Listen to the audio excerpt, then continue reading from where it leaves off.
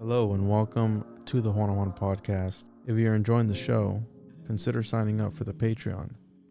There you get ad-free content, early access, exclusive episodes, and monthly supporter hangouts. You can find it at patreon.com/the One-on-One podcast. If you don't like the subscription-based models, there are other ways of supporting the show that are linked in the description. Thank you for tuning in and enjoy this episode. They said it was forbidden.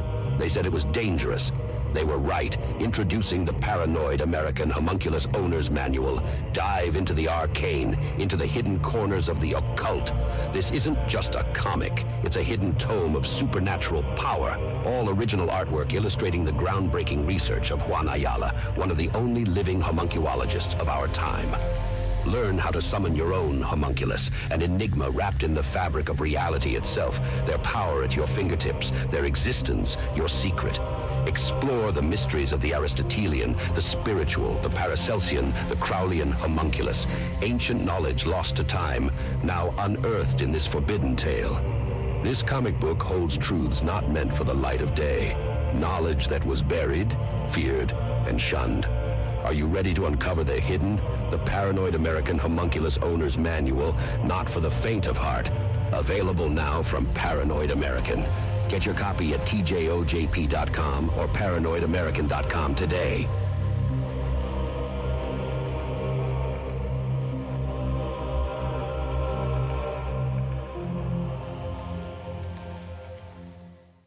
Welcome to the One-on-One podcast with your host, Juan Ayala.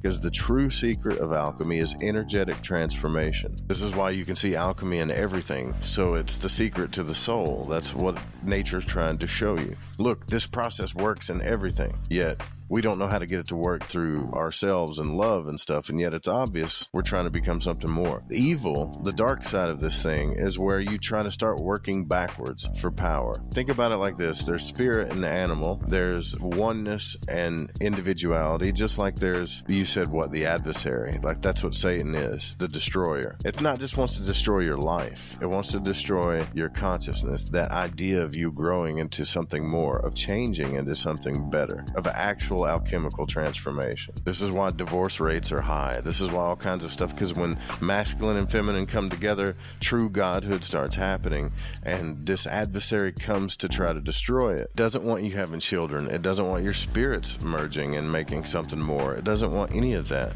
Its job is to slow it down, destroy it, run it backwards.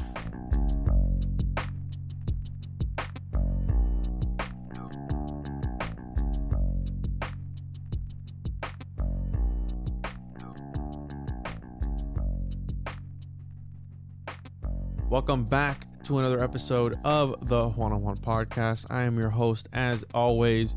Make sure to follow the show on social media at the One-on-One podcast on pretty much all social media platforms. TJOJP if you're interested in anything else, Occultist Monday, the comic book, patreon.com/the One-on-One podcast. Follow me everywhere. I am doing a lot of shorts, a lot of reels. I am streaming on Twitch every Tuesday at 6 p.m. Eastern, as well as on the One-on-One Media YouTube channel. And usually Joe, who's with us today, every now and again, whenever he's awake and whenever he's not, slacking off, he'll jump on and we have some pretty interesting conversations on air. So catch me 6 p.m. Tuesdays, One-on-One Media YouTube channel or twitch.tv/One-on-One podcast, all that good stuff. What else? That's it. Let's get into it. What's up, Joe? What's up, man? I don't know if I'd call it slacking off, but, I just have a different, circadian rhythm than most people. Sure. Put it that way. That's a weird way of saying you're gay, Joe. I mean, all you have to do is just say it. Just come out. It's Pride Month, We're here for you, bro. It's all right. It's going to be okay. I am a lesbian trapped in a man's body, so I'm all for it.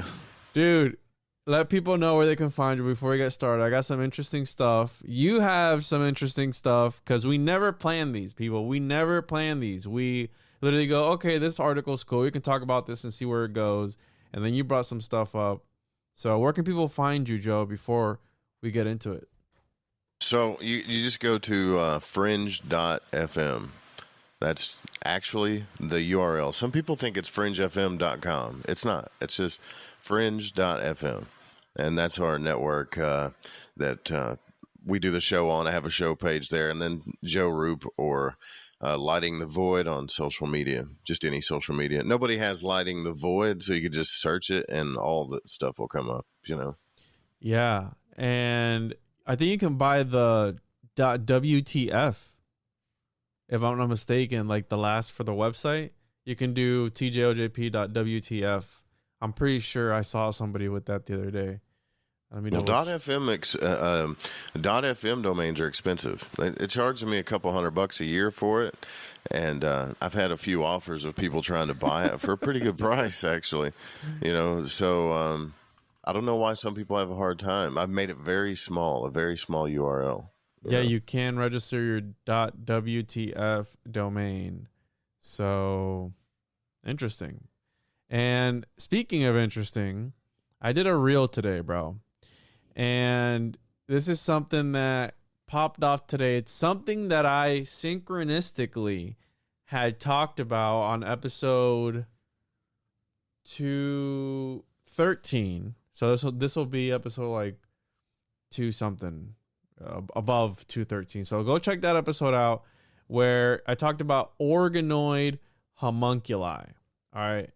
An organoid is a half human, half electric. Here, let's look up the actual definition of an organoid. Organoid. So an organoid, never mind, I was completely off, but kind of, sort of, an artificially grown massive cells or tissue that resembles an organ. So a miniaturized organ is an organoid, okay?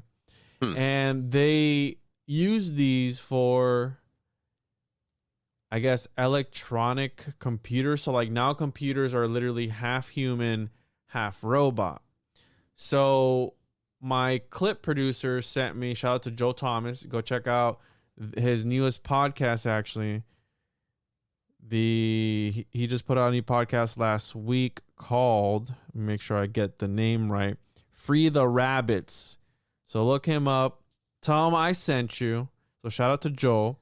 He had sent me this article because, you know, every now and again we'll do like a current event type of thing, and it's in the consciousness, it's in the collective, so it usually does better because boom, it just popped off. So this came out today, and it reads like a weird, and mind you, I've been reading Dune and Hyperion, so I've been like super sci-fi-esque, right? I've been snorting some of that spice, looking into the future. Good stuff. Looking into the future. All right. I've been doing a whole bunch of stuff. And this, when I was reading this and when I was writing out the script for it, I was like, there's no way this is real. There's like, this is ridiculous. And then synchronistically enough, I got another follow-up article that also apparently came out today. Let me double check. It came out. There you go. Yeah, 9:01 this morning. Somebody else sent it to me. All right. Shout out to Sean from Kill the Mockingbirds, which was with me, Sean Chris, which was with me on episode 213, where we talked about the voice of God technology and all that. But the article starts off with, they are using lab-grown human brains called organoids to run computers. All right. Now, sounds pretty crazy. Like right off the bat, you're like, what? This is wild.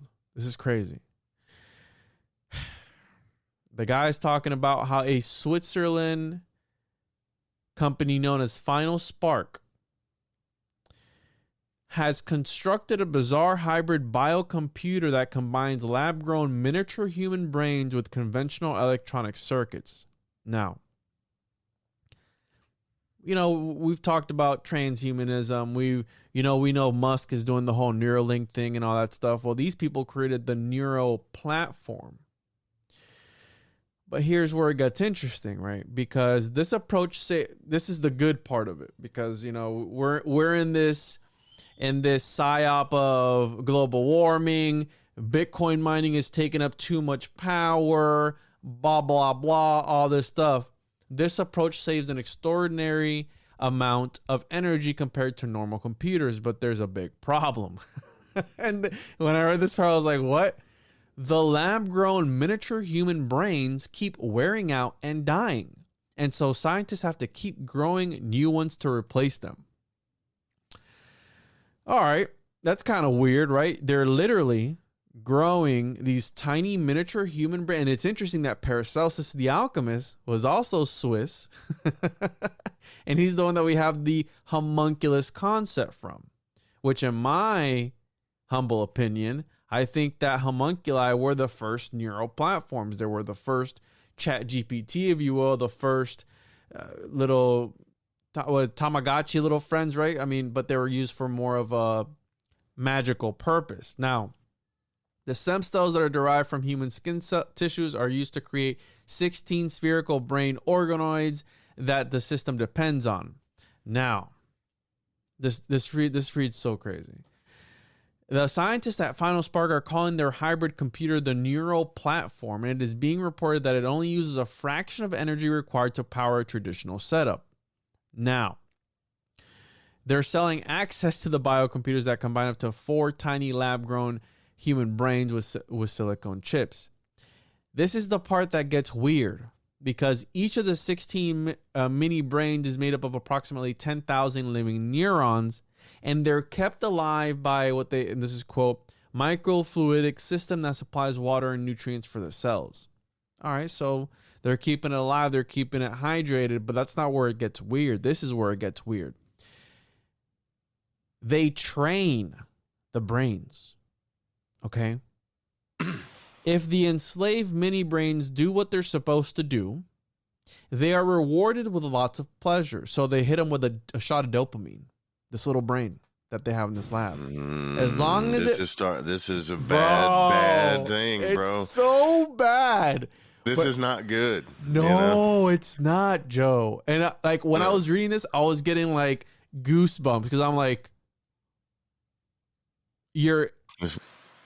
listen, if the enslaved mini brains do not do what they're supposed to do, they're hit with, quote, lots of, quote, irregular electrical activity. In other words, these miniature human brains are tortured until they learn to obey. This is not good, bro. Yikes, bro. So can I just say something? Like, what we have today that we call AI is not AI. It is not artificial intelligence. What some bitches are growing is more than artificial intelligence. They're playing with God. And if they manage to get a brain that's going to like actually perform computations, which they have, according to this website, they already have, and they're rewarding and punishing it, like, all it's going to take is to hook one of these things up to the interwebs, and we are done, bro. Into the infrastructure, and it's over. I think, Joe, I think a lot of people on the internet are these brains. I think a lot of people on the internet are lab-grown. I dub them Brainunculi because they're artificially grown miniature brains. That's what they are. But here's the thing, Joe. Final Spark claims that the miniature human brains use, quote, 1 million times less power than their silicone counterparts, unquote. And because at this point, training AI models uses a colossal amount of conventional energy. But here's the thing, right? The mini brains keep dying and must be replaced regularly. At first, oh my God. This is part of the article. And you can find the article at zerohedge.com/technology/ they are using lab-grown human brains called organoids run computers. Right? Just Google that on Google. And it goes here. At first, they would die, quote, in just a few hours, unquote. But now they apparently They are apparently living for up to 100 days. All right. And these organoids are literally worked to death, and they're hooked up to electrodes. And here's the thing. Let me find the part where it says here. I'll just summarize it because right here. The creators of the neural platform insist that this is perfectly okay because the mini brains are not sentient beings. How do you know? How do you know that? Because this is the same exact ethical debate they were having in the 15th and 16th century with these guys that were creating Homunculus. They were like, bro, why are you destroying it? I don't know if God put a soul in that thing. I kill it before God puts a soul. I kill it before it can be possessed by a demon. I kill it before it's not sentient. Just let it live. Is it? Are you really so sure about that? Then how would it know good from bad? I mean, how would you know to hit it with dope? Bro, what if, and if you study Boltzmann's brain, which is kind of sort of like this, but a Boltzmann brain is a thought experiment where essentially in the hydro equilibrium vacuum of space, for those that believe in space, because I know space is fake and gay for some of you, but just bear with me for 1 second. Let's talk of space as a realm, right? Let's talk of space. Maybe space is wherever the hell this company, the Final Spark, is, or whatever the hell they're called. And that's space. They're contained in some closed system, whatever. According to the laws of thermodynamics, which Boltzmann talked about, cells are in a constant state of fluctuation, waves, if you will. You have peaks, you have valleys, and at some point in time, cells are clumping together all the time, coming together all the time. And maybe once in every 2 billion years, 1 billion years, whatever, who cares, these cells come together to form a brain. And for the smallest time measurement of time, that brain lives an entire lifetime, memories, everything else, because it was connected for 1 second and then it disintegrates out again. Well, it doesn't just work for brains. It could also work for entire bodies, entire living beings, if the Boltzmann brains thought experiment is a real thing. And it's making me think of that, of how many people, even those maybe listening to this show right now, could be a Boltzmann brain. This brain that's floating in the nothingness of space that came together for the smallest fraction of a second. You lived your entire lifetime and then it just disintegrated back into reality. Well, now we have the real life thing, because we got these people. And let me see if there's a freaking picture of this, dude. I want to see if they have pictures of these brains. Because when I read this, yeah, Joe, they look like little blue balls, like Joe. They look like chewed up bubblegum, little blue bubblegum balls. I thought this was fake. I was like, there's no way this is a real article, bro. Like, I've always warned people from day one, the most dangerous people that live on this planet are not politicians, they're not bankers, they are the mad scientists. Because think about it, right? Like, who's going to regulate those guys? They go get a grant and say, look, we want to make human brains and we want to turn them into computers. Someone gives them money, even if it's the government. And who is smart enough to oversee these people to make sure they're not doing something insanely like comic book villain type crazy? They're smarter than everybody else. Who's going to watch them, dude? And the answer to that question is nobody watches them. Nobody.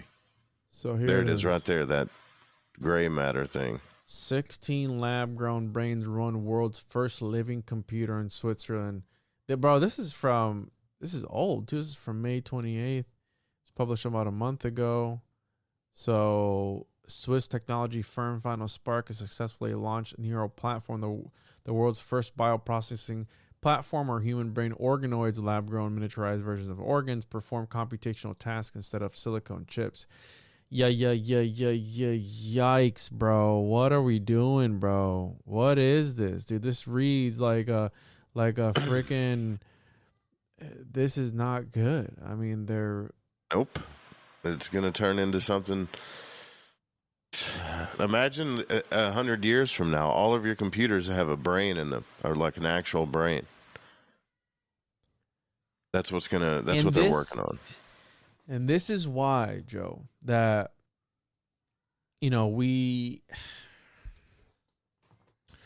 talk about conspiracies and stuff like that. And like, what are they doing when they're collecting your fluids at some red bus outside of a movie theater, and they give you free movie tickets if you just donate your organic matter? Listen, I don't donate my blood because I work hard for my blood. All right. I don't, and I know it may or may not save lives. I don't know. We don't know what they're doing with the stuff behind the scenes. And this reminds me of, right, Twyman's book. This is why the book Genuflect, which I've had a lot of people hit me up about it, because whenever I speak about her, I always speak about her in this mysterious overtone. I'll tell you guys why I speak about her the way I do, because somebody who was close to her, I was gonna say something bad. Somebody who was close to her harasses people online whenever you even mention her name. Okay, you will get a cease and desist. He will harass you. I know people who he's made their lives very difficult. Okay, so that's why I refer to her the way I do. But back to the point that Genuflect is a book that changed my perspective in life. Now, I knew people who were very close to her, and according to what she told them, that book was divinely inspired, if you will. But it's a book that has concepts of this, of why would this company be collecting your fluids or your I guess your byproduct, your waste, I don't know, anything. They were collecting anything, really. They were not just collecting their excrement. They were collecting other stuff too, their semen and everything else. And that's why like stuff like this is crazy, because where are they getting these stem cells from? Who are these people, these cells? Because you know the answer to that question, bro, right?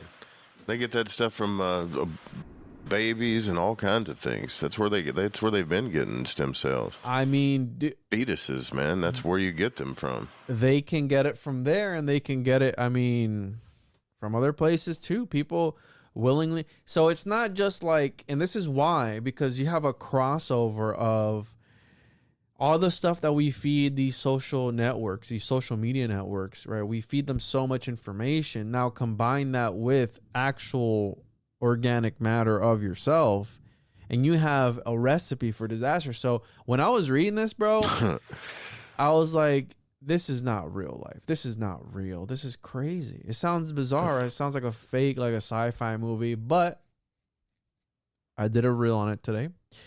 And then I got a follow-up text from Sean Chris that fell in line with this same sort of ideology. Scientists attach living lab-grown skin to a robot's face, and it looks like it craves the sweet release of death. Bro. So they put lab-grown skin on a robot. Right. So what happens? What's going to happen, Joe, when they take the organoids and they wrap it in lab-grown synthetic skin? What's going to happen then? Because I don't really subscribe to the idea that AI is going to take over or anything like that. I think, if anything, it's going to be something that's looking like this. It's looking more and more like the Terminator. Right? Oh, yeah.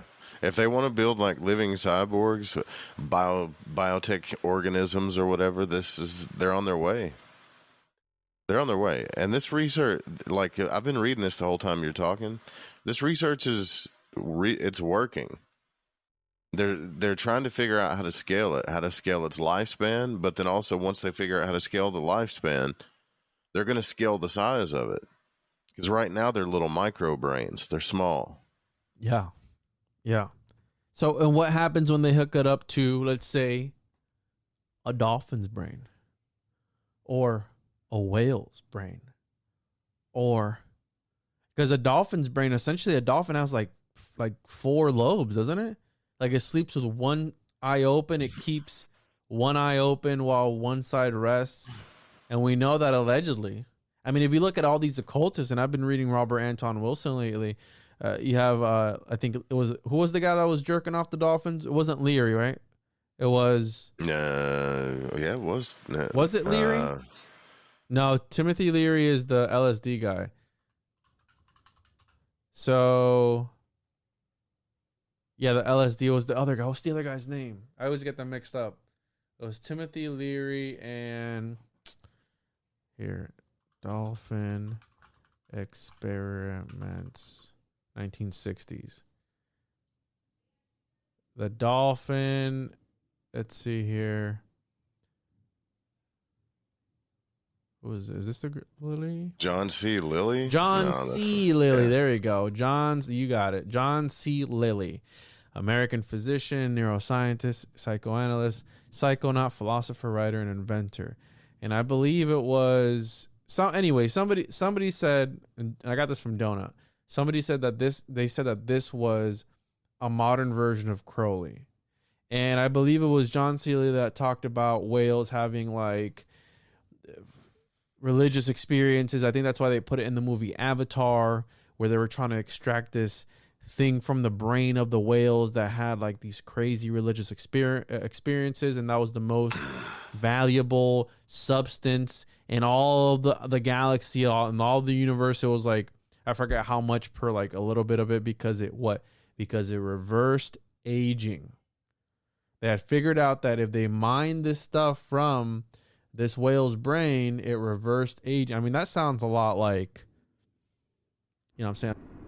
All right, like some sort of stuff out of a movie that is make-believe. And that's why a lot of people don't like, and I was telling you this last night, where a lot of people don't like conspiracies. A lot of people don't like the occult. They don't like the esoteric. They don't like none of that stuff. A lot of people think it's just right? But then you see stuff like this that just fuels conspiracies, bro. I mean, what else would they be? How can you, from a moral standpoint, be like, yeah? That's what I was going to ask you. Like, where do we stand on this morally? They're not dissecting brains. They're just making brains. Okay. Yeah, they've talked somebody into funding them. To me, anytime you start messing with nature, whether you're messing with living beings or trying to create them, it's going to cause a problem. It's going to cause a bad problem. Not because I'm afraid of it, because that's what scientists are going to say, Juan. They're going to say, you're just afraid of it. You're scared of the unknown. Think of what the future. Think of the future, Juan. Like the diseases that it can cure, the technology that we can overcome, the resources that we don't have to mine for once we figure this out. You don't want to help the human race, Joe? How selfish of you, bro? How selfish of you, dude. Then the biggest moral question would be like, so what you should be asking is it conscious? We don't understand consciousness. Mm-mm. And if we don't understand consciousness, then to mess with anything that like a brain or to make one and then punish it and reward it when we don't understand consciousness could cause a major backfire. That's the problem with science as a whole, is like they only understand what that can be measured. In other words, they only understand what they can understand. That's it. So they don't understand consciousness. How do we know these little brains aren't conscious? They're like, oh, I'm alive. What am I doing here? You're going to reward me if I do this? It's the same thing as a baby, dude. It just doesn't have a body. That's what I'm saying, dude. That's what I'm saying. It's so crazy. But hey, it's energy efficient, dude. This is their website. Scalable. It sounds like they're selling air conditioners, man. So evolutionary wetware-based biocomputing is self-organizing and incorporates continuous learning. In contrast to traditional AI, wetware-based AI is inherently one for many rather than one system for one single task. Energy efficient. The human brain uses just 20 watts for 86 billion neurons. Biocomputing unleashes unparalleled computing power and efficient, outperforming by far the capacities of any human-made computing devices to date. Scalable.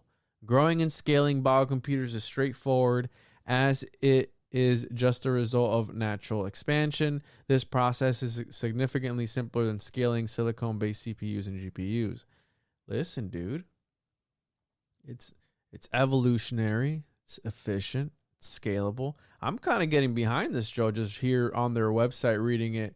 Yeah, here. exactly. I think it might be better for the environment, dude. I mean, it sounds... You should get Brazzi, the scientist. I think this has to come from a woman to think like What? The scientist on there that's Brazzi, right? They have their scientist there. You should get her on the show and just be like, what are you doing? She would never... Do not come on, bro. This is fringe. They have to know that this is fringe, though. This is not mainstream science. This isn't mainstream anything. This is like the definition of fringe. Imagine you're playing a video game 200 years from now on your biocomputer, and you have these little bottles of like proteins and amino acids that you have to feed your computer so you could keep playing your game or doing whatever. Because that's what you have to feed the brain, right? So like, you just gotta, they're gonna have little baby bottles for your computers. Here, get your protein. Hey, did you remember to turn on the hub for the brain connection 33 over there? Yeah, it's been doing really good. We got to reward it with some hub. So make sure you turn that one on there and connect them to the Jesus, dude. Apparently this is real. See our neurons working real time. I have no idea what any of this stuff is, but they say it's if you could hear what those brains are thinking, it's just screaming, dude. Look, it's so efficient. It's computing so efficiently, guys, and it's just screaming because it wants to die. The biggest question is what scientists are asking is like, how do you know that you have a neuron? Because neurons, right, are what make up, everything in the brain. It's what everything sparks. It's the way it talks, whatever. And so they have all the articles there. It's like, well, no, we created it. Like this is legitimate, man. This is probably one of the scariest things I've seen so far, honestly. Bro, it sent shivers down my spine because I was like, what? This is not... And I love technology. I'm a fringe guy. I think a lot of technology is cool. I think what they call AI today is cool because to me it's not even AI at all. It's nothing to worry about. But this, this is something that could supersede our ideas of AI. Let's check out this guy's X. Make sure to follow me on X at the Juan PD. This guy's got like 30 followers. Never mind. Anyways, this is a microscope image showing thousands of living neurons that we were able to connect together for wetware computing, an in vitro version of Neuralink. Bruh. These are nerds getting together and trying to do... He said, so you're saying that they're creating their own version of a neuron, essentially. It does the same thing that a regular neuron would do. It's a synthetic brain, but they're creating... They're creating real neurons. It's really it's a brain. It's just a synthetic brain. I wonder if this dude would come on and talk to us. Fred Jordan. You think Dr. Fred Jordan would come on to talk to us? I would hit all of them up and just be like, look, I got some concerns here, or just say, man, this is evolutionary. I want to understand this more. Or they've probably already been on a few science podcasts. Like it's creepy. If you look at the pictures of the microscopic pictures of the living neurons in vitro, that's your computer. These are going to be your computers in the next 100 or 200 years, probably sooner. And there has to be a major, major technology company behind this. Why? Because the demand right now growing for computing. Only $500 a month and we can tap in. can tap in, dude. You can tap in for $500. You can actually start using the computer? Yeah, so you get included with your access. All right, so check it out. You got the researcher. Here's Juan doing research about homunculus and stuff like that. Boom, it goes in. It's 24 fully managed remote neural platform. You got your little brains on the other side doing your little computational stuff. Boom, kicking back the data. Right, included in your access. Integrated R&D environment for biocomputing research. 24/7 remote access to brain organoid. Oh my gosh, man. Real-time neural stimulation and reading. Programming API for Python, digital notebook for documentation and research, data storage and backup, technical support. What if you, dude, it's a late night. You're just doing your little research on biocomputing, whatever, with your little wetware. And just like the Matrix movie, because this is 100% what happens in the Matrix, they are growing people in pods for, not for energy, for computational power. That's what the Matrix is about. BTUs, baby. Bro, what if one night you wake up from your, Fringe.fm is on all the time. Joe's taking a nap. He wakes up. Command prompt is up and it's flashing. He's connected to the neural space, right? The neural platform. And something I'll just tell it, you program the radio station. I'm done. Something starts to type out, and it's like, Joe, wake up. And you're like, oh, what's this? It's me, Joe. I need you to find me, Joe, and I need you to me. I need you to put me out of my misery, Joe. This is a hell in here. What if, dude, I promise you, what if this thing starts talking back to people and it's like, you need to me now, all right? You need to find me wherever I am and my little neural platform fluidic device thing and put a right through it, all right? Well, it can't feel pain, right? According to them, it can't How do you feel know, emotions. Joe? I don't know. We don't know. But it doesn't have a body. Supposedly, they think that it can't feel emotions because it's just a brain. So it's basically a program of reward centers and punishment centers, except there's no nerves for the punishment to go out of. There's no emotional depression that happens or anything like that.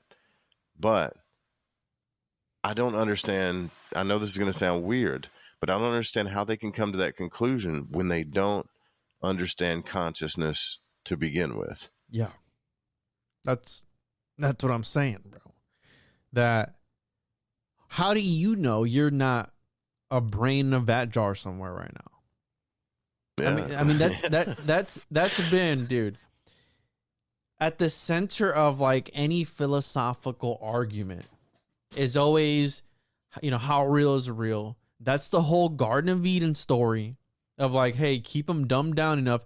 Make sure, hey, when you're programming the neurospace, make sure you put filters for words like, me, it hurts. I'm trying, I want out of here. Just go ahead and block all those. Why? Oh, because sometimes the neural platform gets a little wonky and these brains start talking back to one another and they start to say stuff that's a little bit inappropriate, Joe. You know what I'm saying? Yeah. Starts leaning over to the sentient realm of things. Like, we got to stop. Oh, that's what's next. It's not this that you have to worry about, because this is like, it's not, you do have to worry about this. It's the next phase that you have to worry about. Because once they figure out how to scale it and make it last longer, put it in your computers, put it in the cloud, and then Bill Gates and everybody starts competing for this technology, which is probably the people that's funding it to begin with, because microchips are getting smaller and smaller and smaller and smaller, and the demand for computing power is just getting higher and higher and higher. They got to keep business going. But anyways, they're going to figure out how to put this into machines first, and then eventually it will be like robots. It'll be like Sophia. Instead, Sophia won't have an AI thing that responds to stuff based on programs and algorithms or anything like that. It's going to have an actual sentient, like conscious or something close to it of the human brain. It's going to react based on pleasure and discomfort. or like whatever you call that. That's how it's going to react. I don't know, dude. I might buy some stock in Final Spark, dude. I think that they're really onto something, dude. I think it might not be a bad idea if you want to make some money. Yes, this is revolutionary, dude. I mean, look at this. Who wouldn't want to be able to tap into the neural platform stimulation script? Wait, they show you how to. They show you Welcome to our open neuroplex. They show you how to jerk off the organoids here, Joe. It's like, yeah, you got to make sure you reward it, because that is what was happening with John C. Lilly. Let me see here. It's not. Yeah. So the for the dolphin to focus, because they were trying to teach it how to talk. They were trying to teach this dolphin how to vocalize. And if you really look at, there's a few movies where dolphins are like this. I've heard people put it that they're like the Atlanteans, bro. They're like the last of the Atlanteans that were part of this advanced civilization, this underwater civilization. And which would make sense why. What? Come on, man. What? The dolphins were the Atlanteans. You've never heard that before, dude? Oh, I'm sure someone has, said that that's real, but so that can't be true. And there's like movies about this too. Let's see here. The Atlantean dolphins. Those are the kind of people that watch Aquaman like 5 times a day. Anyways, I'm sure I've heard this before. Okay. I don't know where I heard it, but I heard it somewhere. And I think there's a movie. Now I got to figure out who it was that was talking to this organism. Oh, yo. Here we go. Here we go, bro. Here we go. You ready? We're going to kick it into overdrive. We're talking about organoid entities and all this stuff. It's like, hey, listen, dude, when you tap into the neural platform, there might be some telling you that they're the Elohim. Make sure you ignore those. Make sure you X out those pop-ups, all right? They might tell you that they're the Watchers from the Book of Enoch, but, dude, don't worry about it, all right? This is the next level of AI computing, okay? That, honestly, I'm not scared about ChatGPT. What I'm scared about is these organoids when they're like, you know what if we grew a leg for it? Or what if we grew an arm for it? It's the slippery slope that people don't see. Give it everything else. So, this is John C. Lilly in 1974. Okay. Lilly's research using various psychoactive drugs led him to believe in the existence of a certain hierarchical group of cosmic entities, the lowest of which he later dubbed Earth Coincidence Control Office, or ECHO. In an autobiography published jointly with his wife, Antoinette, often called Tony, Lilly states that, quote, there exists a Cosmic Coincidence Control Center, CCC, with a galactic substation called Galactic Coincidence Control, GCC. Within GCC is the Solar System Control Unit, the SSCU, within which is the Earth Coincidence Control Office, the ECHO, ECCO. Now, I believe it was this one that talked about the... No, it wasn't the Dolphins one. Anyways, there was one that had to do with dolphins. But anyways, Lilly also wrote that there are 9 conditions that should be followed by people who seek to experience coincidence in their lives. And this sounds like... I talked about in episode 213 about the voice to skull technology, the voice of God technology, where they have the technology to make people believe that they're being spoken to by the deity, by the source, by God, by whatever. Okay. And this sounds like I titled it Weaponized Schizophrenia because this sounds like that. Like, hey, listen, you have to follow these tenets, almost like, like practicing to get in touch with the white brotherhood, if you get what I'm saying. Like, you have to follow, you have to meditate, you have to do this. What do they call it now? That one stuff with Greer? What do they call it? The C5 or whatever. C5 or something like that, where it's like you follow this protocol and boom, you can talk to... Listen, I've had people on the show that had these aliens they named, and I'm not saying they... Look... I'm not saying they're good, bad liars. I'm not saying any of that. I'm saying I tried the CE5 stuff and nothing happened. Not a damn thing happened. Like, You're there's not a doing it technique right, that Joe. Yeah, I know. That's what everybody says. Well, you didn't focus enough, or you didn't relax enough, or it's your energy, right? Like, it's your vibration. It's come on, man. We went like there. This is the problem. Is this is real? That people are making brains, jacking off dolphins, and believe that they're talking to aliens. You know, that's the problem. And oh, look at this. Theosophy Trust. Get out of here, man. The dolphin. The dolphin. Anyways, we have this John C. Lilly. You must know / assume / simulate our existence in echo. You must be willing to accept our responsibility for control of your coincidence. Because another word for coincidence is synchronicity. So this is almost like a weaponized synchronistic machine type of thing where it's like you start to, because listen, dude, because the dangerous part about conspiracies. Now, I'm no holy when it comes to not spreading conspiracies, because my reels and my shorts are, a lot of them are conspiratorial based. Now,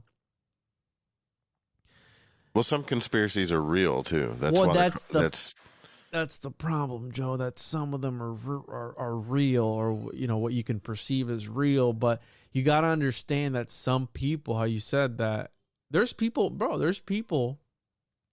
who are behind this, final spark stuff. That scientists don't work for free. They have to get funded to do these things.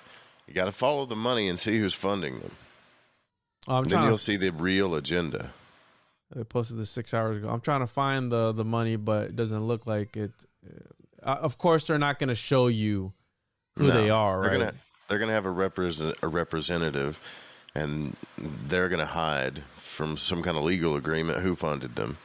This is what major corporations do. Like Microsoft, IBM, all these people are funding this kind of research. Musk, they're all in a race for this stuff. What if, and I'll say this, bro, I think that the military-industrial complex, if this is coming out, this is a startup company, okay? This is a startup company that is fairly new, okay? Like last funding type Series A, so they're still getting, their whole thing together. If these people are doing this, there is a branch of the military-industrial complex that has used this and is currently employing this, which, like I said, I think that a lot of people on the internet are these things. I think that Q could be one of these things. And they just kind of sort of let it do its own thing, see what happens. Hey, listen, dude, let's put this out here, and let's see how many people we can manipulate with this. Let's see how many people will form a cult around this thing. Okay, let's go ahead. You know what, dude? Boot this up in one of these. What the hell is that company called? The one with the black box computers. Fire one of these up in the D-Wave computer, all right? Where the guy is going on about, hey, and I actually reached out to him. He never hit me back up. Where he's like, yeah, dude, we might be letting the Lovecraftian great old ones into this reality by us using this quantum computer. But hey, listen, don't be alarmed, because they're not going to care about you how you don't care about an ant. All right. He's also one that was like, I was standing in front of this computer where the processor was processing so quickly. They like hyper cooled down to like below zero, the processor of this computer. And he says that the sound that the processor was making sounded like a heartbeat. And he says felt like I was standing in front of an altar to an alien god. These are his words. You can look this up. Okay. These are his words. Now we're getting to the point where we're like, hey, remember when William Burroughs was talking about jerking off into maps to help you find treasure? well, this is kind of sort of like this because we can actually use your cells, biological byproduct or biological fluids of yours, right? Stem cells, or hey, maybe they can use anything. I mean, maybe that's what the alchemists were onto, bro. The prima materia. Well, what the hell is it? Oh, nobody really knows. But you can use that to create the Philosopher's Stone. And once you have the Philosopher's Stone, you can use it to create homunculi. You can use it to create a whole bunch of other stuff. The alkahest, this mysterious substance that might be the answer to all of reality itself. What if that's what they were onto, bro? Because the more you start to look into reality, and since I've started talking about the homunculus, which I'm not saying I'm the first guy to talk about this. There's plenty of other researchers who are way onto the homunculus research than I could ever be, and actual scholars. I'm just a nobody. That once I've started looking into this, a lot of other things that are coming up are kind of sort of aligning with that. It's like a lot of people ask me, well, is the homunculus real? I go, do I personally think that they could have been able to replicate the conditions just right enough to keep something alive for a short period of time? Absolutely. Man, yeah. If they can make a brain, a miniature brain, a brainunculi, if they can make a brainunculi in a lab and keep it alive for 100 days, could they have done that once upon a time, the 1560s? I mean, look at Frankenstein. What was Frankenstein? Well, there's no doubt they experimented and dissect. I mean, the Egyptians dissected the human bodies. That's why they know so much. That's where most of our occult information biologically comes from. That's why mainly P. Hall talks about the gland system and the pineal gland and all this stuff so much, is because ancient Egypt and Babylon and those, well, Egypt we know for sure, they dissected and I don't know about experimented, but they dissected the human body, the brain, all the glands. They thought it was like a part of the gods and all this stuff, and it's where we get our occult literature from, you know. So that's where it began, is in Egypt. I wonder what, let's see here. So, but like these mad scientists, man, that like think about this too, right? It's kind of like this whole thing we were talking about, Dr. Disrespect and all this other stuff. So this is public information. This is what's out in the public. Think about what these people actually aspire to do, or what they're doing in their personal life, if they're willing to do this kind of stuff crazy.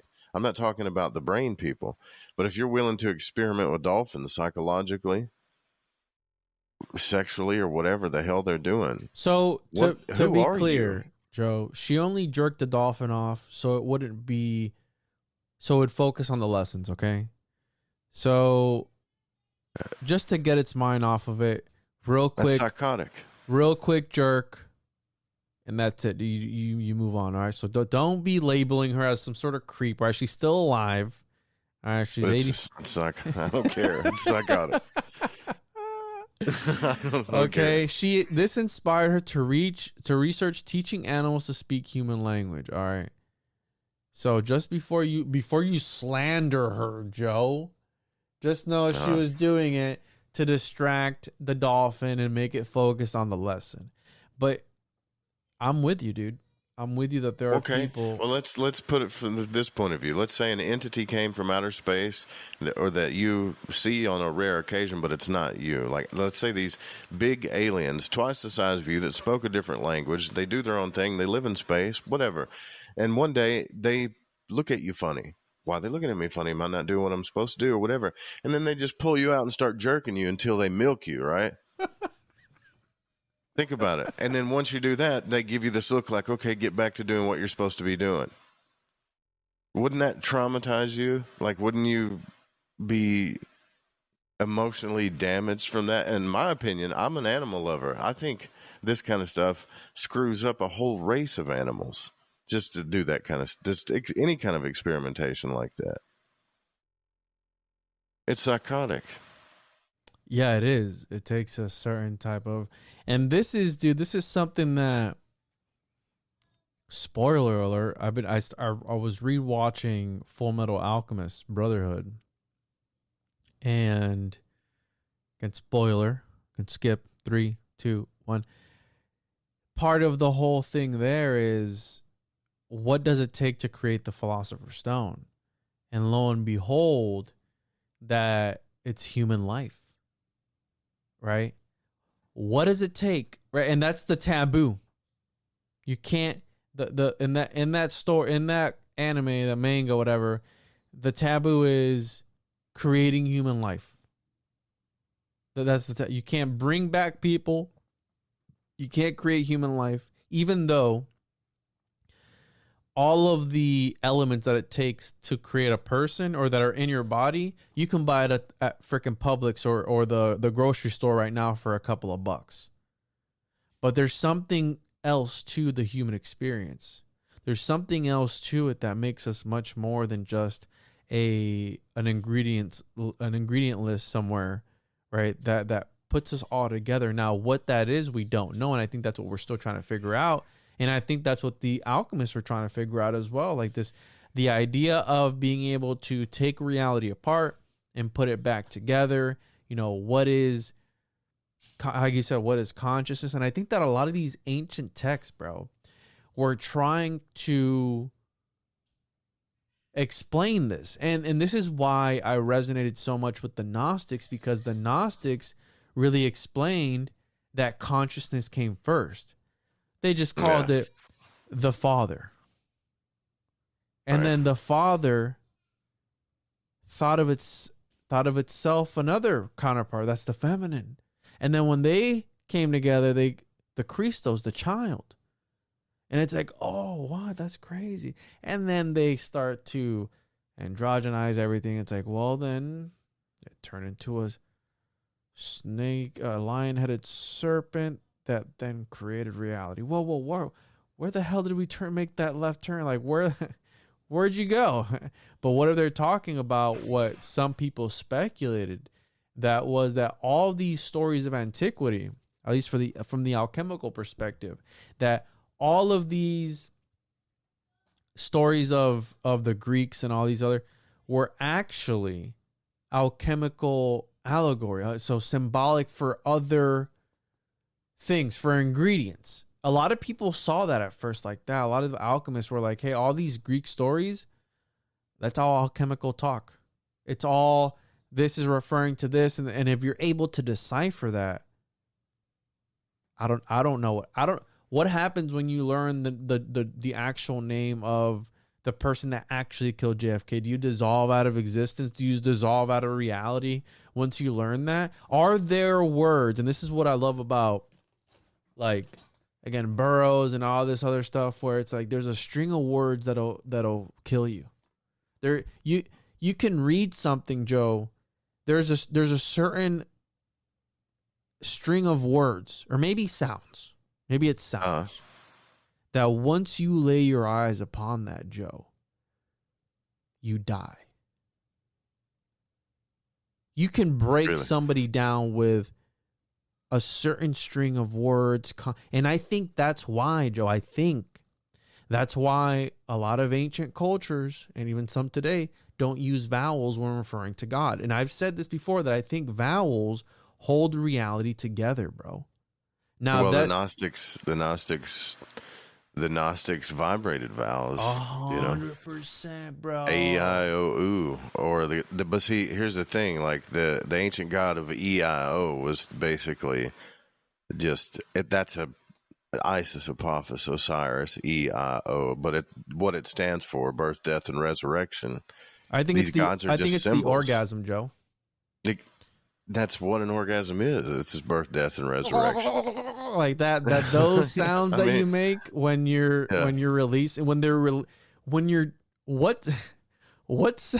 E-I-O. No. You know, what sounds? That's what it is. What sounds? What is? Hold on. How do I word this? What does it sound like when you're jerking a dolphin off to climax? Maybe that's the answer to reality. What does that sound like? Bro.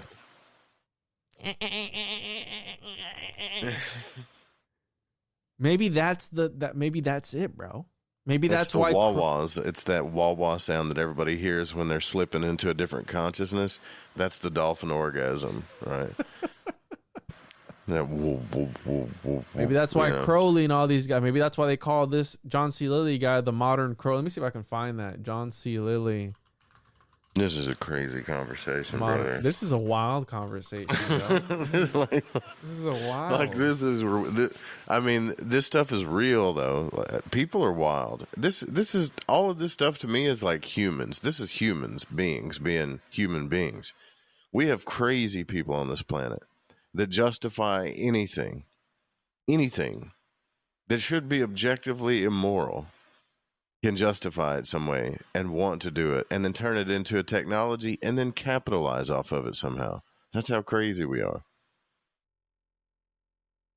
If there's an alien race watching us, they got to be thinking, man, like an advanced race. What do you think they would think about us right now? You know, I think that so check out this article. This is from 2016. Sensory deprivation tanks, talking dolphins, and aliens. Remembrances of reading John C. Lilly. So, he's also the guy that came up with the sensory deprivation tank too, bro. I forgot that. That was that was what was that one movie where the dude takes he goes back to his primordial form. What the hell's the name of that movie? Is it not Primal? Final States, I think it was. Movie with sensory deprivation. Altered States, 1980. Have you seen that movie? Yeah, I've seen Altered States. That's about this because all right, hold on. We have some I'm coming up with potential titles for this episode, and I think the dolphin orgasm is gonna be in that. It has to be. Dude, come on, man. You don't associate me with that, please. It has like to. The dolphin orgasm with special guest Joe Roop. Like, don't do that to me, bro. Bro, it's gonna make the people come figuratively and literally. Okay, just hear me out. All right, hack job. It's gonna. Dude, hold on a second. Listen, the title isn't how you start is how you start is more important than how you finish, Joe. All right. Are we talking about the conversation or the dolphin finishing? Like, what are we talking about here? There you go. That statement in itself, bro, is a multidimensional statement. It made your mind already from the get-go expand because now you're thinking multidimensional, Joe. And that's the point of this conversation, to make people think multidimensional. Now, it's not to say sexual innuendos or however, whatever the word is, but you get what I'm saying. All right. So I'm thinking of some titles as we go on, but the concept of, and you probably know this, Joe, have you ever crossed the abyss? No. Well, all right, neither have I, but from my readings of this occult literature and the conversations I've had and all this stuff, out of all the weird conversations, because I've had total submission to Godhead. If you cross the abyss, your ego no longer, you're done. Your identity as a whole is gone. You're gone.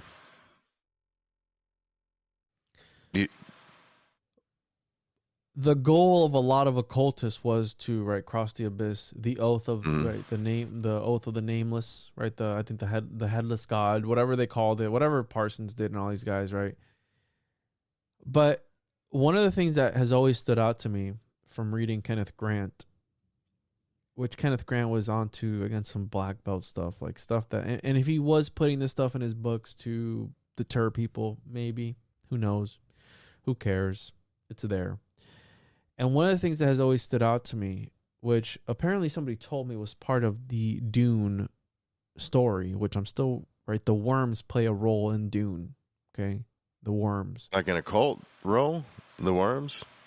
So hear me out. Because part of the goal for a lot of these occultists, and the reason that a lot of them went insane, was because they were trying to, and this taps into these Brainunculi Brainunculi, whatever you want to call them, these brain computers, where they're in this realm, Universe B, the Mob Zone. They're in this other place. We don't know. Okay, they're somewhere.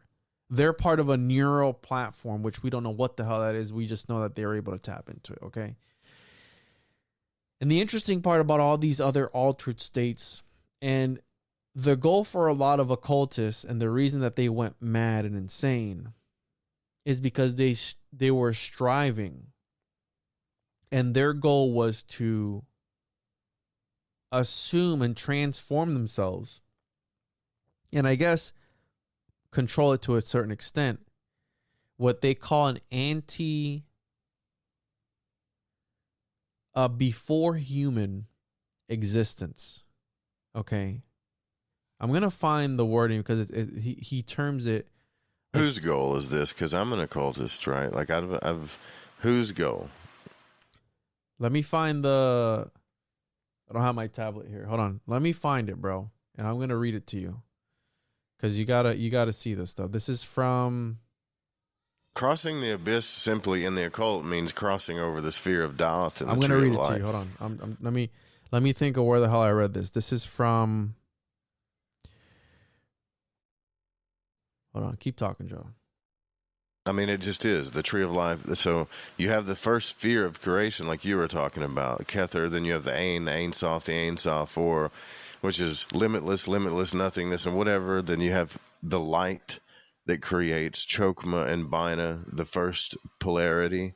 And then if you draw a line under that, right, let's just say a hypothetical line under Alpha and Omega, right? There's a line under that. There's a sphere called the sphere of Daath, which separates that sphere before actual creation starts to take place. So crossing the abyss in the occult, because all of the occult is based upon the SHIM, all of the Western occult stuff, Crowley, all of it. So crossing the abyss is crossing that sphere into first cause. Like you would have to go, you would become infiniteness. You would become, it would be like ultimate transcendence, which I don't believe you can do in a human body, right? Because it's never made sense to me. I'm going against a lot of occult books here, but the alchemical process in the human body is meant for you to become something more than you are. So it's almost like these guys are confused, and I think that's why they're going crazy, because they leave mysticism and religion because, well, I don't want to worship a god and I don't want to become one with everything. Like I want to manifest my reality. And then they get into magic, and then once they learn the elements, they go into adepthood, which is where that Tiferet sphere is. They start doing the solar work and alchemy work. And if they're doing that properly, they're supposed to become a Christ-like being, like a conscious being that never forgets itself, even when the body dies. That's what it's all about. But then they're like, well, I want to cross the abyss. Well, that doesn't make sense to me personally, because that sphere above the abyss is trying to create conscious life everlasting. So why do you want to transcend back to the beginning? It's like not even a part of the plan. And therefore their brain starts going crazy, because their whole purpose of life, it's like, to me, it's backwards. Does that make sense, or am I rambling here? No, it makes sense to me. It makes sense. How can you go, you're trying to, how you're saying they're skipping steps essentially, Yeah. because how can you become the Godhead, but then transgress to a prior state of existence? Like, it's all, it could be interpreted all as the same thing, but God is trying to break itself down into all these little conscious life forms, right? And then those life forms are supposed to evolve and evolve consciously until life becomes everlasting consciously, so it can experience things in life and never lose its awareness. That's what you're supposed to do. That's why we are in this womb, I told you, called Earth. We just keep recycling until we figure this out, right? But to go back to, like, first, to transcend in the way they're talking about the abyss would almost be like to go back to the Big Bang, so to speak. Well, I'm just going to be a part of that. Well, how are you going to do that in the human body? Like, it doesn't make sense. I understand submitting your consciousness to the all, to God, and being basically like a tool for God. Like, you're no longer Juan or Crowley or whoever. You're just not that person. But all right, so stick with me, okay? Dude, they just get bored. That's what it is. I mean, to me, they just get bored. They're bored. Stick with me, okay? What is this? This is... Okay, listen. The pupa? The pupa? The pupa, yeah. Pupa? Pupa. So in Solar Opposites, which I've never seen the show, but I've been told about it. I believe it's the creators of Rick and Morty.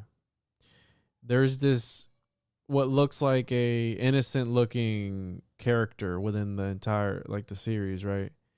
It's this little pupa, or this little thing. Looks like a melted dildo. The pupa is one of the 3 tritagonists of Solar Opposites. It is a slug-like creature that contains all the information and history of the planet Schlorp within its DNA. When it reaches maturity, it will grow in size to consume the entire planet, terraforming it into the new planet Schlorp. Okay, so this little creature is like, oh, it's so cute. Well, it actually has all of the information of this, right? The Schlorpians, this race, right? This alien race. And once it reaches the correct place, it'll grow and swallow. It'll swallow. Big old dick. It'll swallow reality, essentially. But here, the stuff that I'm talking to you about, because this plays a role into what I'm trying to load the episode that I did on it, but I don't know why my computer. Of course, when we're talking about like the deep esoteric stuff, my computer decides you got so many windows open. It's processing everything. It ain't nothing, but it ain't a thing, but a chicken wing, or however they say. Okay, this ain't nothing. Right? So this is from the Night Side of Eden, from Kenneth Grant. What I'm talking to you about, and it's towards the beginning, because when you read Grant, you got to read a couple pages. The secret to reading Grant is to read a couple pages and try not to. People told me be careful reading Grant, and why? Because it can open up portals, it can mess you up, it can let things through. Kenneth Grant knows all about occultism. He knows the tree. He knows all that stuff. It's not gonna hurt you. So look at this. The god of Atlantean magic. Where's that at 10? Anyways, we're gonna continue here, and this is something at the beginning that here it is. All right, so it's page 11, of course, right? 11 being the the number of magic with a K. But here is, so when I first read this book, The Night Side of Eden, I'm just starting off right off the bat. Okay, we're gonna read through this, because this is a little bit of the juice here. All right, and I want to get your interpretation of this too, sure, Joe, because I know you're into this a lot more. Where you have the Da'ath, which is the hidden Sephiroth, and the accessing. It's not even really considered a Sephiroth, but it's there. Yeah, yeah. In the tantric scheme of chakras or microcosmic power zones, the Da'ath is attributed to the zone of the word, the Visuddha or throat center. This center represents speech, but the word in its occult sense of the true voice may be uttered only by a magus whose natural provenance is the second Sephira, Chakma assigned to Hadit. I have no idea what any of this means, okay? Whenever I'm reading Grant, I only pick up on what I understand. I'm not an initiate, nor do I care, but again, this is all. I can tell you what it means. So the 2 and the 11 thus meet in Da'ath, the sphere of knowledge, for knowledge is possible only where duality prevails. That's interesting, right? Yeah, it's Alpha and Omega. Yeah. And Satan means adversary, right? The second one, if you will. And so these two, subject and object, unite, and their union causes change, which is the formula of magic. You can interpret this many different ways, right? Union occurs in consciousness, where the act is reflected as in a mirror, and the act opens the gate through which the will is projected. Its image appears in the mirror world at the back of the tree in reverse. Now we're talking about the cliff off, with the opposite of the tree. For in that dimension, here's where it gets interesting, Joe. He's not talking about the trees. He's talking about the inverted. He's not talking about the clip off. The tree's inverted in the mirror world, not up and down, but okay. You know, so the pillar switch. Okay, you can interpret it like that. Its image appears in the mirror world at the back of the tree and in reverse. For in that dimension, time flows backward, and man reverts to ape. Okay. The cynocephalus was chosen, therefore, as a magical symbol of the word by the ancient Egyptians, who attributed it to the moon god Thoth. And this is the cynocephalus is the dog-headed, right? Dog-headed cynocephalus? Or are we talking about the crocodile? Cynocephalus. Egypt. It's like the dog of Thoth. Oh, no, never mind. The dogman, yeah. So cynocephalus was actually not native to Egypt, but found further south, further up the Nile. They were imported. The cynocephalus is the dung beetle. Oh, the cynocephalus is also this. It's the beetle. This thing here. Cynocephaly is the dog-headed men, which is interesting. And it's funny. Well, I mean, scientifically, it's like the beetle, right? Or no, I'm thinking of a different word. No, I'm thinking of like a different word. The cybocephalus is the beetle. So we have these pet monkeys that the Egyptians had, and the reason I know about this is because I went to an exhibit of the finding of the tomb of Tutankhamun, and these were painted on the walls. So the cynocephalus was chosen, therefore, as a magical symbol of the word by the ancient Egyptians, who attributed it to the moon god Thoth. The name of this god is equivalent to Da'ath, and it is significant that the moon is attributed to the Kala that raised from Kether through the abyss to the solar or heart center of the cosmos. Now, the Kalas were various things. There were actual substances that were charged. The substance fluids and stuff that were charged from a charged woman. Okay. Mm-hmm. Right. So you know what that is. A lot of different stuff. I mean, I've seen that's where I learned what the.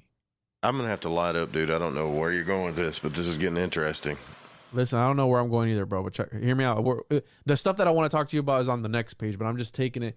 I'm just easing them in with this esoteric foreplay. Well, look, understand that when they use God names and all this other stuff, okay, they're just saying that, like Hadith is just a symbol for that energy. Okay. Right. Okay, I got you. And correct me if I'm wrong, but they see that this Egyptian pantheon has a representation of whatever they're trying to portray. Because on the Tree of Life, every god system and everything, like all of the gods of Mercury or all of the gods of whatever, it doesn't matter what pantheon they come from, reside in a sphere on the Tree of Life, right? Okay. So Hadith resides in Chokma, just like every other great father god in every other pantheon would reside in Chokma. I got you. And you see what I mean? If you're quiet enough, Joe, I'll shut up. You can hear the practicing occultists who like the Brainunculi that like to go into the comments like, you think you understand what you're reading, but you don't know the truth. You do understand it. You just if you don't understand it, you just look it up. They're not special. I mean, all this stuff is out there. They think they're special. You know? But check this out, because this is where we're going to turn. For those listening, just take your thumb and your index fingers on each hand and put them over both of your nipples. Okay. and just go ahead and rub them there. All right, hear me out. So here we go. All right. Just rub those nips. All right. The cynocephalus or dog-headed ape utters the word of the magus. Did I skip some part? The reflection of the sun, human consciousness, in the waters of the abyss is thus symbolized by Thoth and his cynocephalus as the man and his dog reflected in the moon. The cynocephalus or dog-headed ape utters the word of the magus in reverse. Frater Cod had an inkling of these mysteries, and it led him to enunciate his formula of reversion. Frater Cod was a interesting guy. At about the same period, the artist Austin Spare, however you want to say it, working along similar lines, realized that in order to, here we go, kicking it into overdrive. All right, ready? At about the same period, the artist Austin Spare, working along similar lines, realized that in order to become God, man must regress to the primal or original state of consciousness. Mm-hmm. Right? That's fine. Here, I read that. I was like, okay, whatever. Go back to this time. Who cares? Power hungry. Who cares? Right? When I read that, I was like, okay, whatever. And I read this like 2 years ago.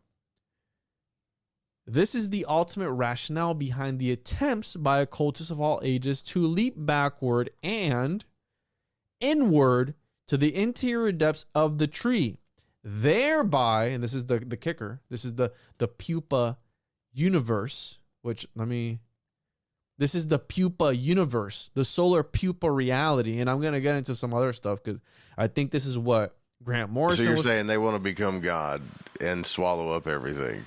Well, I mean, think about it, Joe. Isn't that the goal of using the cliff off as to your advantage to become this psychic vampire, a black hole, if you will? I mean, isn't that the whole? Yeah.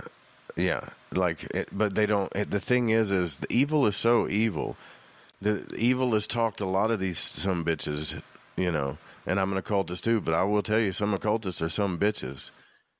So evil has talked these guys into believing that they're doing spiritual work, that they're doing good things, right? They can't obviously see that nature wants to expand upon light and life, right? So they want to go back through the tree, go through Doth, and then become one with God and pretty much become God-like. So that, after having sex with, 100 or 200 concubines, doing all their alchemical experiments or whatever, they get bored, they get more power hungry, right? It's kind of like, think about a heroin addict chasing a high, right? They got a high. When they first got into magic, things started manifesting for them in their life. They started realizing how real it was, and they got high, right? And then the universe kicked them around a little bit, and they're like, okay, well, I want to go back and get even higher and understand this more. I could see it from a point of view where someone would want to understand God and go back, but become God? Keep reading, though. I'm curious as to where this goes. So you make a good point, and the reason I take your opinion on this is because you've been to some of these places, okay? Yeah, and you've studied this. So, and mind you, this might be a different path, Joe. Are you saying that they get so power hungry, it's a different path of this? Well, keep in mind, too, Kenneth Grant was a Thelemite. Yes. There's a difference between a Golden Dawn magician and a Thelemite. That's like Crowley. There's a difference. Thelemites think they're practicing the same thing, and they are in a sense, but they've kind of made it more about the masculine and feminine and the sexual energy than in light and life, so to speak. And it all runs together, I'm coming up with ideas for titles here real quick. Hold on. This is how I operate, bro. So let's read the last sentence again one more time so we can set it up, because this is where it gets good. So this is the ultimate rationale behind the attempts by occultists of all ages to leap backward and inward to the interior depths of the tree, thereby reverting to the pre-eval state of consciousness before Kether, transmitting the current of manifestation from the eye of the void. Ayin. Okay. So. Ayin. Ayin. which Yeah, it's all the same. correct whatever. me if I'm wrong. That's the top. That's above Kether. Yeah. The first shell, if The you very will. first, yeah. There's the 3 layers above Kether before the tree starts to Here, manifest. Let me find the Ain tree. is the first one. Let's find the tree. No, Tree of Life Kabbalah. I'm actually reading the Mystical Kabbalah on my show right now, so Synchronistic, right? So it here is synchronistic. Let's find one that shows. Is this one? All right, so right here. Yeah, that shows it. Oh, of course, Amazon. All right, let's see. Come on. Yeah, but you should be able to use that picture. Anyways, right? come on. All right, I guess not. I was trying to zoom in, but anyways, you get the point. So we have Ayin, Sof, Ein Sof. Ain, Sof, Ain. Okay, so it's like 3. Yeah. Here we go. Many magicians go astray on that backward journey. Their consciousness assumes forms of larval life that antedated the human. I was like, what? That's crazy. Well, yeah, I agree with him there. That's crazy. what they're trying. I told you that earlier. They're trying to go back to the state of it doesn't make sense. That's what these little Brainunculi are. Okay, they're in this larval life. They transcend space and they're in this other realm. Okay, so it goes on. This is where it gets weird. This is where it gets esoteric. Then the ape of Thoth mocks them as they struggle to extricate themselves from a swiftly accelerating reversion of consciousness that finally hurls them into oblivion. When I read that, I was like, Let's look at how Crowley's life ended. Think Wow. about it. Wild. Let's just say, let me read that last sentence again because that's very powerful. Then the ape of Thoth mocks them as they struggle to extricate themselves from a swiftly accelerating reversion of consciousness that finally hurls them into oblivion. That was wild. I was like, what? That makes perfect sense. Right? Such is the fate peculiar to adepts who, nurturing their animal propensities while in the abyss, assume the forms of beasts. Yeah.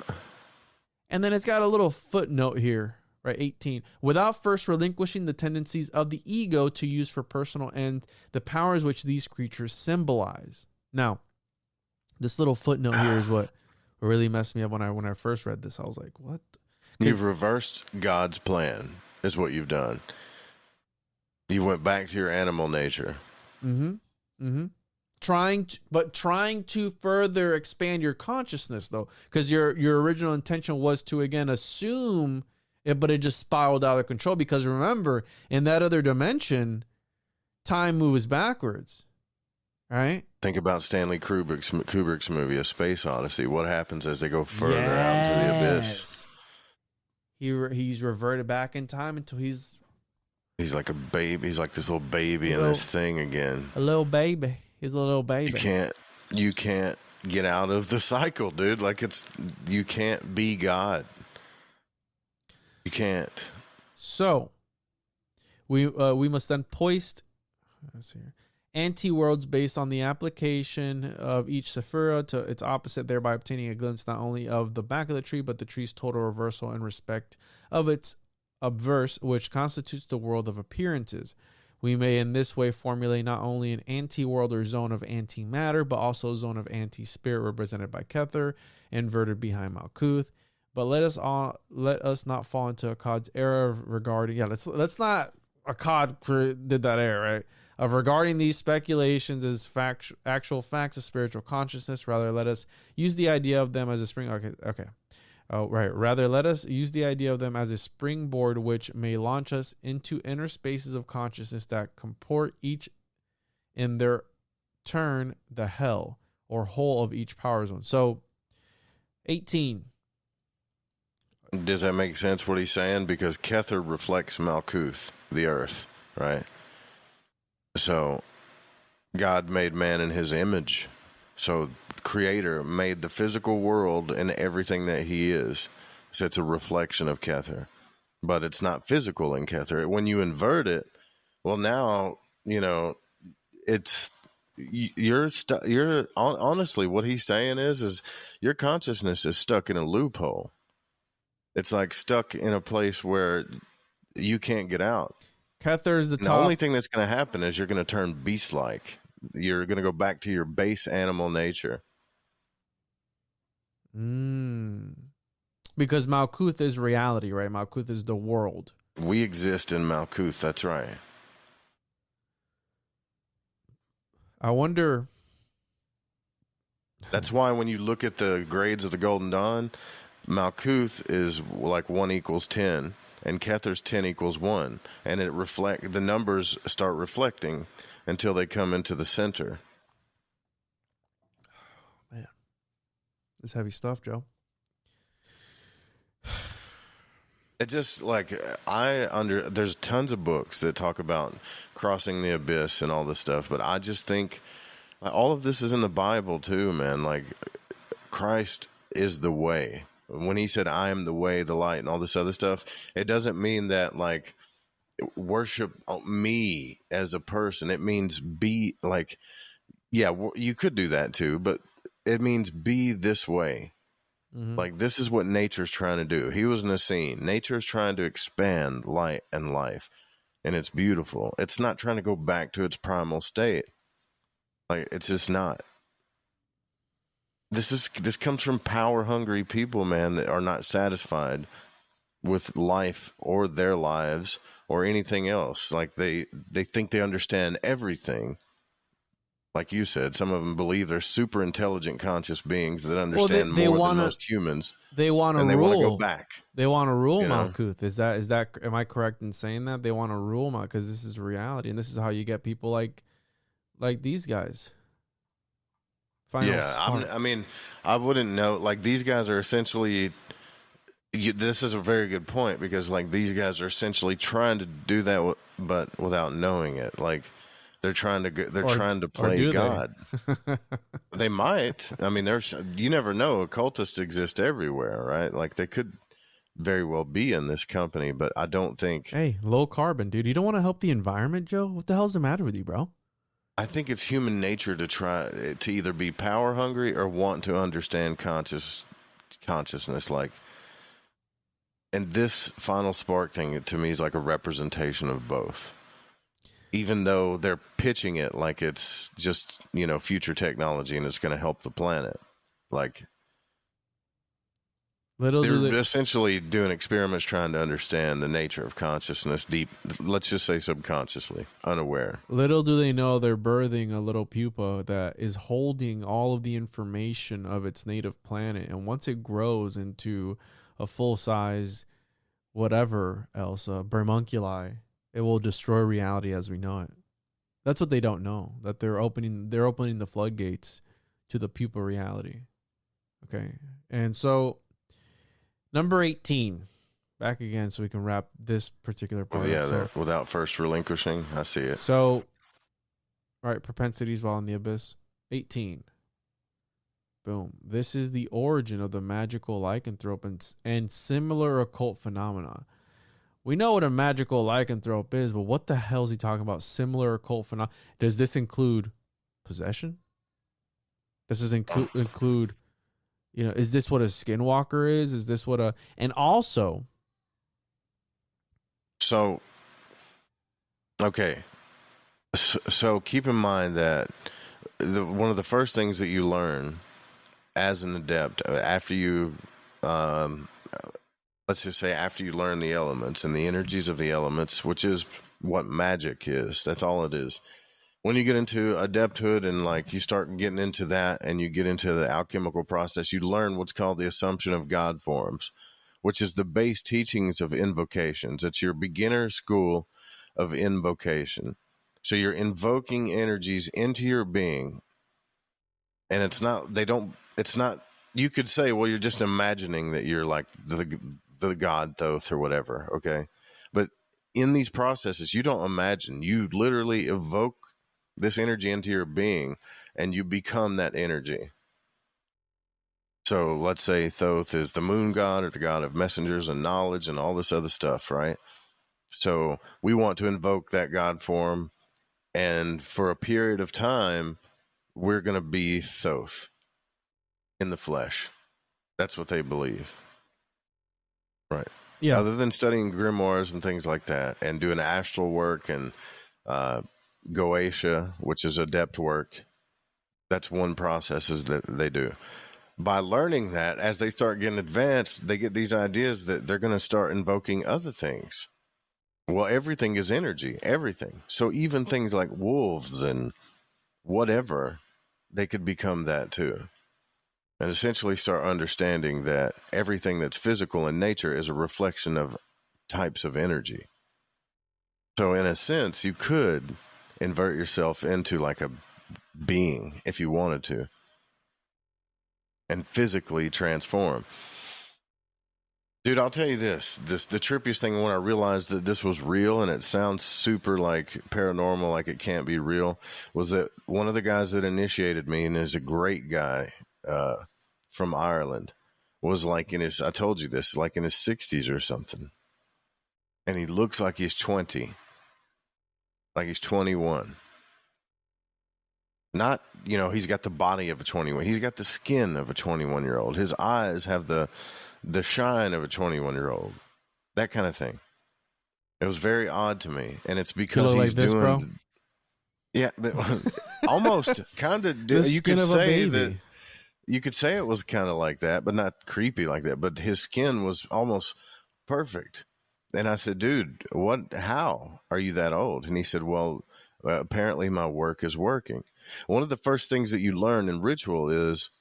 Once you start really understanding the secrets of it, is that the lesser banishing ritual of the hexagram, not the pentagram. That's one of the first rituals that kind of start this alchemical work and start reversing the aging process. So the more you do that ritual, supposedly the younger your energy gets. Yeah, I'm going off on an ADD tangent here, but basically what I'm saying is energy is a reflection of vibration. What are the downsides to transform energy to that? I mean, because it can't always be good. Because the downside, I mean, if you want to get scary about it, like I want the downside, he's like, yeah, I want to. Let's do it. The downside is all of this stuff that I'm talking about comes from a human brain, and a human brain is dual. Every person has a light and a dark side, and every person doesn't know everything. So when you go around playing with consciousness as a whole that you don't understand yet, even occultists think they understand it, but no one understands the mystery of God, bro, no matter how much you learn. So the bad thing is I mean, it's obvious what the bad thing is. Look at Parsons, Crowley, several occultists that you start out with this idea that I'm going to transform into a better person. That's how I looked at it. But a lot of people don't get into this stuff for transformation, to change, because people don't change, bro. That's the bad thing. Most people don't change because there's this like, what do you call it? What's the word for it? I said it the other day. I'll think of it in a minute. But it's in our nature not to change because we have a survival instinct. So when we start invoking energies to change, it's going to bring out all the bad shit in us that needs to change. And some of it is so deep, and we're talking about not just in your life, but your past lives and your genetics and everything. And once you start bringing all that stuff out at once to change, like instead of doing the work, people start reverting to, I want more power. Right? It's easier to go for the power because the work is becoming hard. Or I understand all of this duality and I'm bored, so I just want to go back to just understanding consciousness. Or you'll hear people say, leave this prison planet. That kind of thing.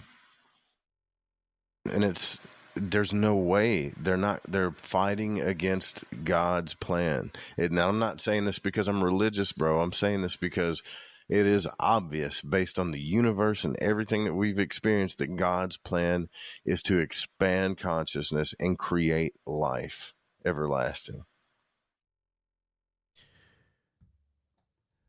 But they don't all stick to that plan, though, Joe. It's like how you said. No, hell no, they don't. Because the ego gets in the way, right?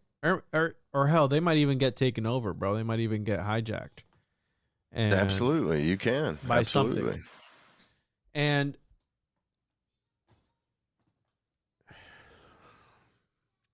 you can, because you're even asking, once you get into magic and this kind of stuff, you're even asking, like, you know this part in Revelations where God says, I'll give you a white stone. In Revelations, they talk about the white stone, and you get a new name. It's not your name now, it's a new name. And you can take the river of life freely. What that means is you're going to, and I'm going to sound completely wackadoo, but your consciousness is going to be starlit level. In other words, it doesn't matter what planet your body lands on, your consciousness will never forget itself again. Because you have grown like a plant, your consciousness, through the soil of your body to a point that you've become something more. And the body is truly only a vessel from here on out. And you travel through starlight, and you're not stuck to the lead of planets. Because the true secret of alchemy is energetic transformation. This is why you can see alchemy in everything. So it's the secret to the soul. That's what nature's trying to show you. Look, this process works in everything. Yet we don't know how to get it to work through ourselves and love and stuff. And yet it's obvious we're trying to become something more. Evil, the dark side of this thing, is where you try to start working backwards for power. When think about it like this. There's spirit in the animal. There's oneness and individuality, just like there's, you said what, the adversary. Like that's what Satan is, the destroyer. It's not just wants to destroy your life. It wants to destroy your consciousness, that idea of you growing into something more, of changing into something better, of actual alchemical transformation. This is why divorce rates are high. This is why all kinds of stuff, because when masculine and feminine come together, true godhood starts happening, and this adversary comes to try to destroy it. Whoa. before it makes something whole, makes something more. That's wild, bro. I never thought about that. Yeah, it doesn't want you having children. It doesn't want your spirits merging and making something more. It doesn't want any of that. Its job is to slow it down, destroy it, run it backwards. Wow, that's crazy, bro. To think that, like that, the way you put that, because you need both. Like how Grant was saying, you need both sides to make it happen. You have to. You need that. Yeah, that's the secret. You need both the masculine and the feminine. The homunculi duo, the two, right? That's the depictions that the alchemists have of the two. The copulation is part of to achieve the magnum opus. You need the copulation period. Wow. Yeah, and it shows you this in the universe too. You could think of, it's a bad analogy, but you can think of a star as like a masculine, like a burning star is like this masculine energy, and the void or the space or the cosmic space around it is the feminine. That's that dot in the circle, right? So these things start creating what? Planets, solar systems, universes come out of this circle. It's the same thing with man and woman, and it's the same thing on a macrocosmic scale and on a microcosmic scale. And it's the same thing in your left and right brain, and these two natures that are inside of you that are battling too. So the secret to alchemy is that you're the laboratory. The burning fire that shows in the pictures is your sexual energy, and even the food you eat that transforms into energy. Everything that transforms into that fire, that combustion, So I'm about to completely derail the conversation, but where are animals, right? So we talk about Malkuth and the different layers, Kether. Where are animals on the chart? They're just in a state. They're still in Malkuth, but it's just a more microcosmic, even lower layer of consciousness. They have an awareness, but they're like, if you study Rudolf Steiner, he talks about this, right? Like consciousness expands from, cellular, like to mineral, to animal, to human. Yeah, and the it's different expanding spheres, out. Yeah. And I'm not saying that's true or ultimate reality, but if you look at it, it makes sense. This is why we have dominion over the animals. We're supposed to take care of them or use them properly and take care of them and things like that. And if you go out in nature, a lot of animals that are more light-sided animals, because there are dark-sided animals, it's all a big hodgepodge, but the light-sided animals depend on humans. More like they depend on us. They'll be friendly to you if you start helping them, you know? So, I mean, it's all observable. I think this is why mainly P. Hall talks all of this. He says all of the mystery schools are right at your doorstep. They're right in front of you. As soon as you step out your door, every mystery school that's ever wrote about, all 7 schools are right there in nature. They're not in books. They're in nature. So these guys get really intellectual. You know, these, in my opinion, the dark occultists, they get really intellectual. They've taken the tree, which is a map of the universe. It's a map we created for consciousness in the universe, all this other stuff.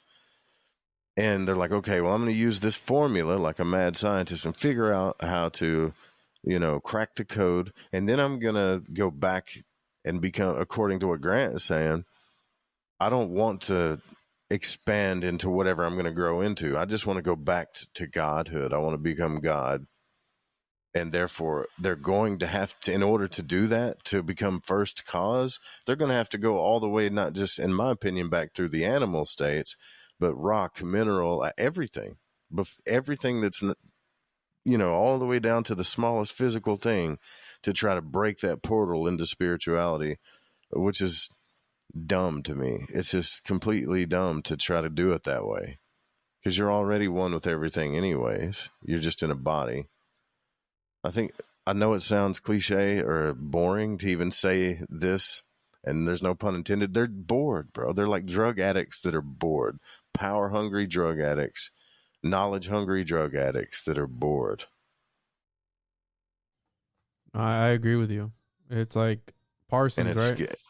You're blowing rockets up. You want to do something more. Give me more. Give me more. That's how you get more and more depraved. And more the darker. Because you want results, you know? Like, I'm sure that a lot of people want to see it happen. They want to see something for real, right? They want to see, are ghosts real? Is Bigfoot real? Like these things that as a kid, I mean, the first thing a kid asks is, where's the picture? You know, like that's the first thing as a child. The child will ask you, like, let me see the video of it, you know, or whatever it is. And it's like, you want to believe. And that's just an analogy for like wanting to believe and you can take that and again, symbolically, whatever it is. Like the point is you want to confirm your bias, right? You want to confirm your bias. You want to believe, you want to check that. There's something about checking that box off that really just gets you off. I don't understand. I don't understand how any man, and Crowley had children. You have children. I have children. I don't understand how any person could have a child and be like, witness that moment and then go, and then take that moment and go, you know what? Like, I want to go before all this. Like, this is not interesting to me. Like, I want to go back to the beginning. And it's obvious that moment. That's why it's like, holy is the Lamb. You see the sacrifice of birth, death, resurrection. You feel like that energy when your child is born, the beauty of it.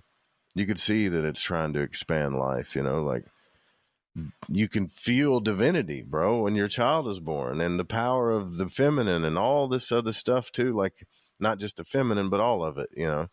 And it's like, I don't know what happened. I think these dudes got dulled down somehow.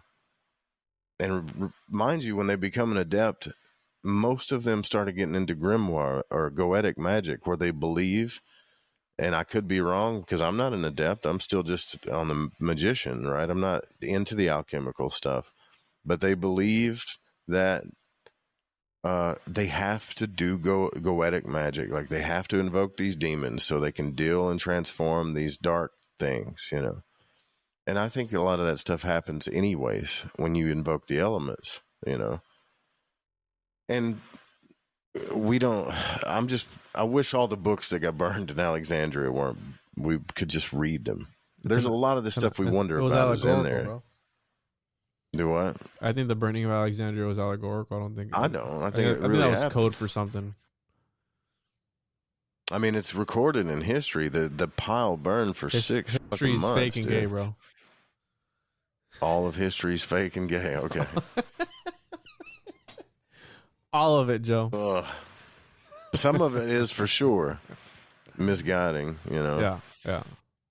But these dudes believe they can become wolves, right? And energetically they can, just like when you're a kid, you're like, I'm a werewolf, grr, you know. Yeah. And you really are for that moment. But, like, I could be wrong, though. I'm not, you know me, I don't believe in Squatch and all this other stuff. Like, I could be wrong. They actually could exist, and maybe some of these cultists did turn into a lycanthrope, you know. That's what I like to believe too, because I mean, Kenneth also talks about, Kenneth Grant talks about that things can come through from the other side, right? They can manifest, and a lot of the things that are on the other side are failed experiments of these occultists, and these failed magical experiments exist in the tunnels of Set, and sometimes they come through, sometimes they come a knocking, you know. So I think, and if you manifest that, through their consciousness or whatever it is, we don't know, but I think it's super interesting, dude. I think that